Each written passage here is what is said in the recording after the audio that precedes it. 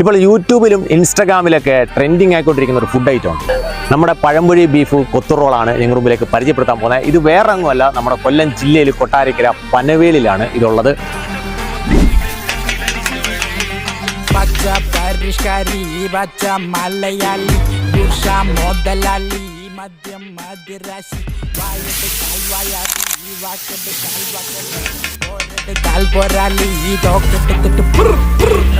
Single and ready to mingle.